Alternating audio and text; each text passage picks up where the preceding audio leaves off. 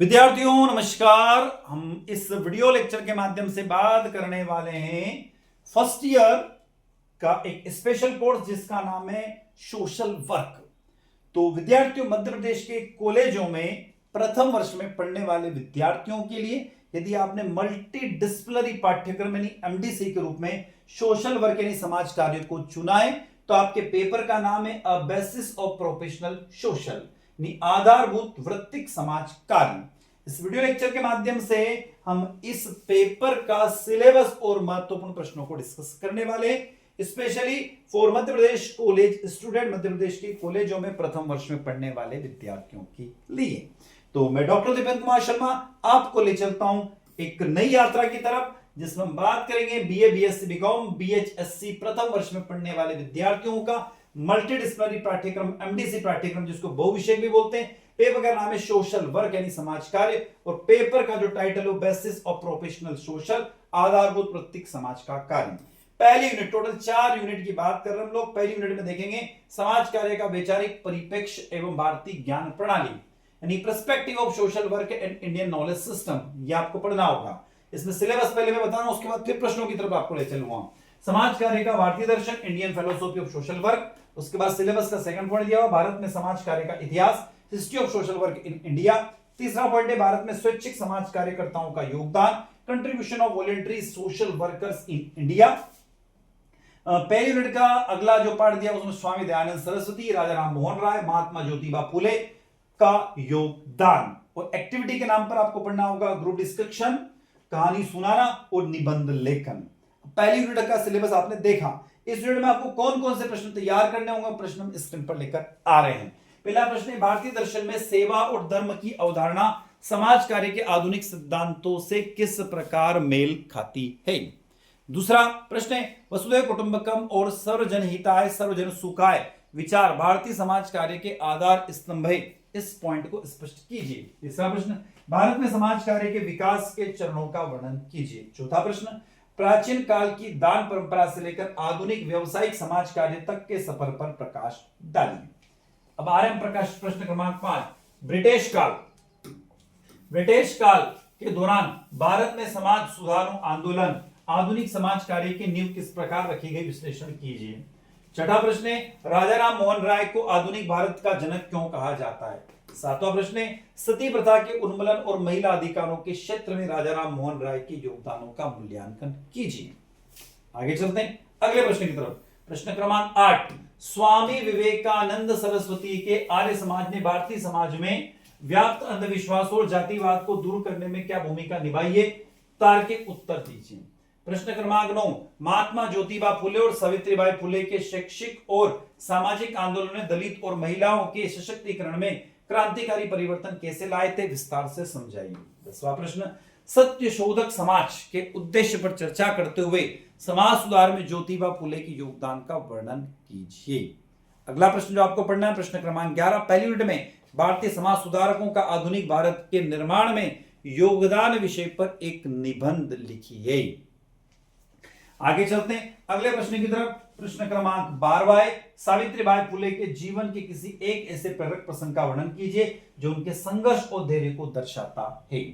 13वां प्रश्न पहली यूनिट का आखिरी प्रश्न है क्या आज का व्यावसायिक समाज कार्य भारतीय पारंपरिक मूल्यों से पूरी तरह जुड़ पाया है, इस विषय पर अपने तर्क प्रस्तुत कीजिए। तो विद्यार्थियों एमडीसी सोशल वर्क यानी समाज कार्य की यूनिट नंबर 2 स्क्रीन पर दी हुई है जिसमें आपको क्या क्या पढ़ना है। सामाजिक कार्य एक पेशे के रूप में, social work as a profession. आगे पढ़ना है पहला पॉइंट वृत्तिक कार्य का अर्थ और परिभाषा, meaning and definition of professions. दूसरा वृत्तिक कार्य के रूप में समाज कार्य का अर्थ और विशेषताएं, social work as a profession, meaning and characteristics. तीसरा पॉइंट है वृत्तिक समाज कार्य आचार संहिता भारतीय सामाजिक व्यवस्था के में मूल्य। और तीसरा पॉइंट है जो भी हम ऊपर देख रहे थे वृत्तिक समाज कार्य में आचार संहिता भारतीय सामाजिक व्यवस्था के मूल्य के रूप में profession social work, code of ethics and ethics in the Indian social system. Activity में आपको पढ़ना होगा नारा लेखन, नाटक और गृह कार्य। तो विद्यार्थियों ये हमारी सेकंड यूनिट है। सेकंड यूनिट में कौन कौन से प्रश्न आपको पढ़ना अति आवश्यक है वो प्रश्न हम आप तक लेकर आ रहे हैं। पहला प्रश्न है प्रोफेशन यानी पेशा।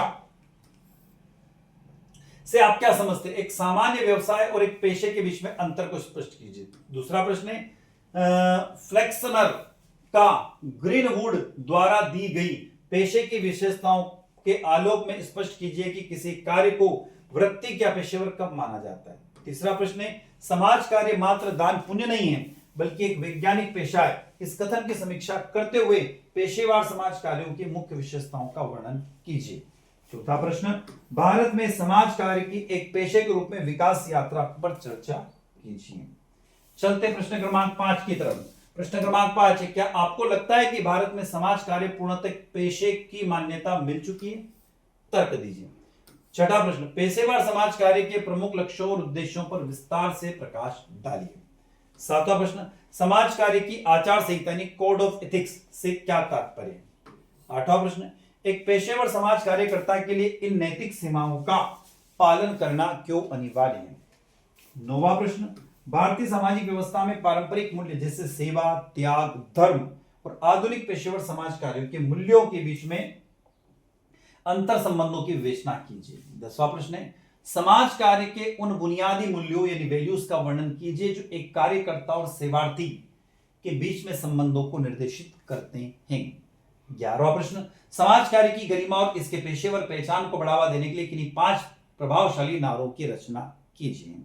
12वां प्रश्न एक ऐसी लघु नाटिका की पटकथा तैयार कीजिए जिसमें एक पेशेवर समाज कार्यकर्ता किसी जटिल सामाजिक समस्याओं का समाधान वैज्ञानिक पद्धतियों और नैतिक मूल्यों का पालन करते हुए करता है। तो विद्यार्थियों ये हमने दूसरी यूनिट के 12 प्रश्न देखे। अब तीसरी यूनिट की तरफ हमारी यात्रा आती है। तीसरी यूनिट में टॉपिक जो दिया हुआ उस यूनिट का नाम है वृत्तिक समाज कार्य की स्थिति, principle, skills and method of professional social work. वृत्तिक समाज कार्य के सिद्धांत, कौशल और विधियां। पहला पॉइंट है वृत्तिक समाज कार्य के सिद्धांत और मूल्य, principle and value of the professional social work in India. दूसरा वृत्तिक समाज कार्य में के कौशल और तकनीकें, skills and techniques of the social work in India. और उसी में आगे दिया हुआ समाज कार्य की विधियां, मेथड्स ऑफ सोशल वर्क। तीसरा पॉइंट है भारत में समाज कार्य की व्यावसायिक संघ, professional association of social work in India. चौथा पॉइंट दिया हुआ है status and challenge of social work education in India, यानी भारत में समाज कार्य शिक्षा की स्थिति और चुनौतियां। तो हम बात करते हैं इस तीसरी यूनिट में आपको कौन कौन से प्रश्नों को पढ़ना आवश्यक है। पहला प्रश्न आप देख रहे हैं यहां पर स्वीकृति और आत्मनिर्णय के सिद्धांतों को विस्तार से समझाइए। दूसरा प्रश्न है एक समाज कार्यकर्ता के लिए स्वीकृति और आत्मनिर्णय का पालन करना चुनौतीपूर्ण क्यों हो सकता है। तीसरा प्रश्न है भारतीय संदर्भ में समाज कार्य के मूल्यों की विवेचना कीजिए। चौथा क्या पश्चिमी मूल्यों और भारतीय सामाजिक मूल्यों एक दूसरे के पूरक है? तर्क सहित उत्तर दीजिए। पांचवा प्रश्न गोपनीयता का सिद्धांत समाज कार्य की नैतिकता का आधार है। उदाहरणों के माध्यम से इसके महत्व को स्पष्ट कीजिए। छठा प्रश्न समाज कार्य की प्राथमिक विधियां और सहायक विधियों के बीच में डिफरेंस बताइए। सातवां प्रश्न है समाज कार्य की प्राथमिक विधि यानी प्राइमरी मेथड और सहायक विधि यानी एक्सिलरी मेथड समाज कार्य कल्याण के लिए इनके समन्वित उपयोग कैसे किया जाता है। प्रश्न क्रमांक 8, 9 और 10 बैक टू बैक 3 प्रश्न स्क्रीन पर दिख रहे हैं। पहला प्रश्न है आठवां प्रश्न है कुशल समाज कार्यकर्ता के लिए सक्रिय श्रवण एक्टिव लिसनिंग और साक्षात्कार कौशल यानी इंटरव्यू स्किल्स क्यों आवश्यक है? विस्तार से समझाइए। नौवां प्रश्न सामाजिक समूह कार्य यानी सोशल ग्रुप वर्क और सामुदायिक संगठन कम्युनिटी ऑर्गेनाइजेशन के माध्यम से सामाजिक परिवर्तन कैसे लाया जा सकता है? तुलनात्मक अध्ययन प्रस्तुत कीजिए। प्रश्न क्रमांक 10 भारत में प्रमुख समाज कार्य संघों की भूमिका और उद्देश्यों पर प्रकाश डालिए। चलते हैं अगले प्रश्न की तरफ। अगला प्रश्न क्रमांक 11 भारत में प्रमुख समाज कार्य संघ समाज कार्य को एक स्वतंत्र पेशे के रूप में स्थापित करने में कैसे मदद करते हैं। 12वां प्रश्न एक व्यावसायिक संघ के बिना किसी पेशे का विकास संभव नहीं है। इस कथन के आलोक में भारत में समाज कार्य संघों की वर्तमान उपलब्धियों की समीक्षा कीजिए। 13वां प्रश्न भारत में समाज कार्य शिक्षा सोशल वर्क एजुकेशन के वर्तमान परिदृश्य का आलोचनात्मक विश्लेषण कीजिए। 14वां प्रश्न क्या भारत में समाज कार्य शिक्षा वर्तमान पाठ्यक्रम जमीनी स्तर की समस्याओं को हल करने में सक्षम है। 15वां प्रश्न, क्षेत्र कार्य फील्ड वर्क समाज कार्य शिक्षा की आत्मा है। भारत में फील्ड वर्क प्रशिक्षण के दौरान आने वाली प्रमुख चुनौतियां और उनके समाधान के उपाय सुझाइए। 16वां प्रश्न, भारत में समाज कार्यों को व्यावसायिक मान्यता दिलाने में कौन कौन सी बाधाएं इसे अधिक प्रभावी बनाने में क्या सुझाव दीजिए। 17वां प्रश्न, समाज कार्य की विधियां जैसे केस वर्क और ग्रुप वर्क की प्रभावशालीता को दर्शाने वाले प्रेरक नारे तैयार कीजिए।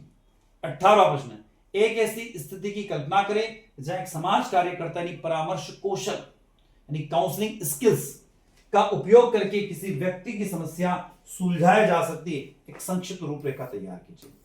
विद्यार्थियों, अब हम आ रहे हैं यूनिट नंबर 4 की तरफ। समाज कल्याण की मूल अवधारणा, basic of concept of social welfare. Bharat में समाज कल्याण का अर्थ और उद्देश्य बताइएगा। Meaning and object of the social work welfare India. दूसरा प्रश्न है, भारत एक कल्याणकारी राज्य के रूप में है, यानी India as the welfare state. कल्याणकारी राज्य की अवधारणा और कार्य बताइए, concept and function of the welfare states. तीसरा प्रश्न, सामाजिक कल्याण के क्षेत्र में गैर सरकारी संगठन के कार्य, function of NGO in the field of social welfare. और गतिविधियों में लेख लेखन, आलोचनात्मक विश्लेषण। अब चौथे यूनिट में कौन कौन से प्रश्न आपको तैयार करना होंगे, उन प्रश्नों की तरफ मैं आपको ले चलता हूं। पहला प्रश्न, समाज कल्याण यानी सोशल वेलफेयर की अवधारणा को परिभाषित कीजिए। दूसरा प्रश्न जो आपको तैयार करना है, समाज कल्याण यानी सोशल वेलफेयर भारतीय परिप्रेक्ष्य में यह समाज सेवा में किस प्रकार डिफरेंट है। तीसरा प्रश्न, भारत जैसे विकासशील देशों में समाज कल्याण के मुख्य उद्देश्यों की विस्तृत विवेचना कीजिए, क्या ये उद्देश्य समय के साथ बदलते हैं। चौथा प्रश्न, समाज कल्याण के अवशिष्ट यानी रेसिडुअल और संस्थागत इंस्टीट्यूशनल मॉडलों के बीच अंतर स्पष्ट कीजिए, भारत में कौन सा मॉडल अधिक प्रभावी है। पांचवा प्रश्न, कल्याणकारी राज्य से आप क्या समझते हो। छठा, भारतीय संविधान के राज्य के नीति निर्देशक तत्वों के आलोक में भारत के कल्याणकारी छवि का वर्णन कीजिए। सातवां, एक कल्याणकारी राज्य के मुख्य कार्य की समीक्षा कीजिए। आठवां, शिक्षा, स्वास्थ्य और सामाजिक सुरक्षा सुनिश्चित करने में राज्य की क्या भूमिका है। नौवां प्रश्न, न्यूनतम हस्तक्षेप से अधिकतम कल्याण तक की यात्रा में एक आधुनिक कल्याणकारी राज्य के समक्ष आने वाली चुनौतियों पर प्रकाश डालिए। 10वां प्रश्न, सामाजिक कल्याण के क्रियान्वयन में गैर सरकारी संगठनों की भूमिका का आलोचनात्मक विश्लेषण कीजिए। 11वां प्रश्न, क्या गैर सरकारी संगठनों सरकारी तंत्र के पूरक के कार्य के रूप में कार्य करते हैं, समझाइए। 12वां प्रश्न, भारत में ग्रामीण विकास और महिला सशक्तिकरण के क्षेत्र में काम करने वाली किन्हीं दो प्रमुख गैर सरकारी संगठनों की केस स्टडी या कार्यों का वर्णन कीजिए। 13वां प्रश्न, वर्तमान समय में एनजीओ के समक्ष आने वाली वित्तीय और प्रशासनिक चुनौतियों पर चर्चा कीजिए, इन चुनौतियों से निपटने के लिए आपके क्या सुझाव हैं। 14वां प्रश्न, डिजिटल इंडिया और समाज कल्याण बदलाव स्वरूप विषय पर एक प्रभावशाली आर्टिकल तैयार कीजिए। 15वां प्रश्न, क्या निजीकरण के इस दौर में कल्याणकारी राज्य की अवधारणा कमजोर हो रही है, इस विषय पर अपने पक्ष और विपक्ष के तर्क प्रस्तुत कीजिए। 16वां प्रश्न, भारतीय संविधान की धाराओं जैसे अनुच्छेद 38, 39 और 41 का उल्लेख कीजिए। ठीक है, आगे चलते हैं। जैसे मैंने उल्लेख कर रखा, 38 क्या है, राज्य द्वारा जन कल्याण की अभिवृद्धि के लिए सामाजिक व्यवस्था बनाम यह अनुच्छेद भारतीय संविधान में कल्याणकारी राज्य की अवधारणा का मुख्य कारण। 38A क्या है, राज्य ऐसी सामाजिक व्यवस्था की स्थापना करेगा जहां पर सामाजिक, आर्थिक और राजनीतिक न्याय राष्ट्रीय जीवन के सभी संस्था प्रमाण देता है। 32 अनुच्छेद, ये अनुच्छेद बता रखे मैंने यहाँ पर, मैं सीधा आपको प्रश्न की तरफ ले चलता हूं। अब आता है यूनिट नंबर 5 की तरफ। भारतीय समाज के परिप्रेक्ष्य, अर्थ और विशेषताएं आपको बताना है, यानी perspective of Indian society, meaning and characteristics. समाज और समुदाय यानी सोसाइटी एंड कम्युनिटी, सामाजिक समूह यानी सोशल ग्रुप, सामाजिक परिवर्तन यानी सोशल चैलेंजेस, गतिविधियां में चर्चा, सहकर्मी और शिक्षण। अब यूनिट नंबर 5 का ये सिलेबस हमने स्क्रीन पर आपको दिखा रखा है। अब इसके कौन कौन से प्रश्न बन सकते हैं, उन प्रश्नों को हम आप तक लेकर आ रहे हैं। पहला प्रश्न, समाज सामाजिक संबंधों का जाल है, मैकाइवर और पेज के इस कथन की व्याख्या करते हुए समाज की प्रमुख विशेषताओं का वर्णन कीजिए। दूसरा प्रश्न स्क्रीन पर, समुदाय से आप क्या समझते हो, क्षेत्र और सामुदायिक भावना एक समुदाय के निर्माण में किस प्रकार अनिवार्य भूमिका निभाती है, स्पष्ट कीजिए। तीसरा प्रश्न, समाज और समुदाय के बीच में मुख्य अंतर को समझाइए। चौथा प्रश्न, क्या एक गांव को समुदाय कहा जा सकता है, तर्क दीजिए। पांचवा, भारतीय ग्रामीण और शहरी समुदाय की विशेषताओं का तुलनात्मक विश्लेषण कीजिए। छठा, सामाजिक समूह को परिभाषित कीजिए। सातवां प्रश्न, चार्ल्स कूले द्वारा प्रतिपादित प्राथमिक समूह की अवधारणा और उसके महत्व पर विवेचना कीजिए। 8वां प्रश्न, प्राथमिक समूह और द्वितीयक समूह में क्या डिफरेंस है। 9वां, आधुनिक जटिल समाज में द्वितीयक समूह की बढ़ती भूमिका पर प्रकाश डालिए। 10वां, अंतः समूह और बाह्य समूह की अवधारणा को उदाहरण से समझाइए। 11वां प्रश्न, अंतः समूह और बाह्य समूह का वर्गीकरण सामाजिक व्यवहार को कैसे प्रभावित करता है। 12वां प्रश्न, संदर्भ समूह रेफरेंस ग्रुप से आप क्या समझते हो, यह व्यक्ति की आकांक्षाओं और व्यवहार से कैसे दिशा देता है। 13वां, सामाजिक परिवर्तन का अर्थ स्पष्ट करते हुए इसके मुख्य विशेषताओं का वर्णन कीजिए। 14वां प्रश्न, क्या सामाजिक परिवर्तन हमेशा प्रगति की ओर ले जाता है। 15वां प्रश्न, भारत में सामाजिक परिवर्तन के प्रमुख कारकों जैसे शिक्षा, प्रौद्योगिकी, नगरीकरण और पश्चिमीकरण की विस्तृत विवेचना कीजिए। 16वां प्रश्न, एम.एन. श्रीनिवास द्वारा दी गई संस्कृतिकरण की अवधारणा को समझाइए। 17वां प्रश्न, संस्कृतिकरण ने भारतीय जाति व्यवस्था और सामाजिक गतिशीलता को कैसे प्रभावित किया है। 18वां, सामाजिक परिवर्तन और सामाजिक विकास में क्या डिफरेंसेस हैं। 19वां प्रश्न, भारतीय परिप्रेक्ष्य में सामाजिक परिवर्तन के मार्ग में आने वाली बाधाओं पर चर्चा कीजिए। 19वां प्रश्न, सोशल मीडिया और डिजिटल क्रांति ने भारतीय सामाजिक समूह की संरचना को कैसे बदल दिया है। इन विषयों पर एक संक्षिप्त रिपोर्ट तैयार कीजिए। 21वां प्रश्न, अपनी कक्षा में किसी एक सहपाठी को समुदाय और संस्था के बीच में का अंतर समझाने के लिए एक शिक्षण योजना यानी लेसन प्लान तैयार कीजिए। 22वां प्रश्न, अपने आसपास के समाज में पिछले 5 वर्षों में किन्हीं 3 प्रमुख सामाजिक परिवर्तनों को चिन्हित करें और उनके कारणों का विश्लेषण करें। और 23वां और आखिरी प्रश्न है, भारतीय समाजशास्त्रियों जैसे एम.एन. श्रीनिवास, आई.पी. देसाई या एस.सी. दुबे के विचारों को स्पष्ट कीजिए। तो विद्यार्थियों यहां पर हम देखें इसके अंदर तो आपका जो पेपर होगा उसमें 3 सेगमेंट में पेपर डिवाइड किया गया है। पहला 3 अति लघु प्रश्न होंगे जिसकी शब्द सीमा 50 होगी, 4 लघु प्रश्न होंगे और 2 दीर्घ प्रश्न होंगे। तो इस तरीके से आपकी यूनिवर्सिटी एग्जाम का सेगमेंट्स होगा। ध्यान रखिएगा, ये जो मैंने आपको सेगमेंट बताया यूनिवर्सिटी एग्जाम का सेगमेंट होगा। तो हम डिस्कस कर रहे थे यहाँ पर आपके एमडीसी पाठ्यक्रम, प्रथम वर्ष का एमडीसी पाठ्यक्रम जिसका नाम है सोशल वर्क यानी समाज कार्य के सिलेबस और प्रश्नों को हमने इस वीडियो लेक्चर के माध्यम से देखा। तो मैं डॉक्टर दीपक कुमार शर्मा इसी के साथ आपसे विदा लेता हूं। वीडियो लेक्चर अच्छा लगता है तो लाइक कीजिएगा, आपके क्लासमेट तक वीडियो को शेयर कीजिएगा, कमेंट बॉक्स में कमेंट करके जरूर बताइएगा और चैनल को सब्सक्राइब अवश्य कीजिएगा। मैं विदा लेता हूं, नई वीडियो के साथ पुनः आपसे मुलाकात होगी, तब तक जय हिंद जय भारत।